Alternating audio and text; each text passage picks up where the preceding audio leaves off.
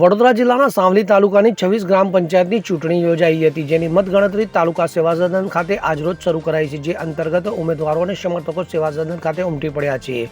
ગત 22 તારીખ રવિવારે વડોદરા જિલ્લાના સાવલી તાલુકાની 29 ગ્રામ પંચાયતની ચૂંટણી યોજાઈ હતી, જેમાં 3 પંચાયત બિનહરીફ જાહેર કરાઈ હતી, જ્યારે 26 ગ્રામ પંચાયતમાં સ્થાનિક સ્વરાજની ચૂંટણીનું મતદાન થયું હતું, જેનું આજરોજ તાલુકા સેવા સદન ખાતે મતગણતરીની પ્રક્રિયા શરૂ કરાઈ છે.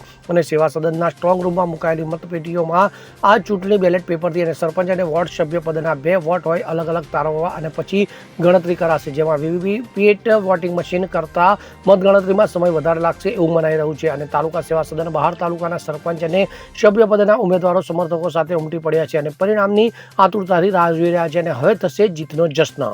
ઇકબાલ લુહાર સાથે CN24 ન્યૂઝ, સાવલી. હવે જુઓ દેશ દુનિયાની તમામ ખબરો તમારી આંગળીના ટેરવે. ઉઠાવો મોબાઈલ અને ગૂગલ પ્લે સ્ટોર પરથી ડાઉનલોડ કરો અમારી CN24 ન્યૂઝ મોબાઈલ એપ.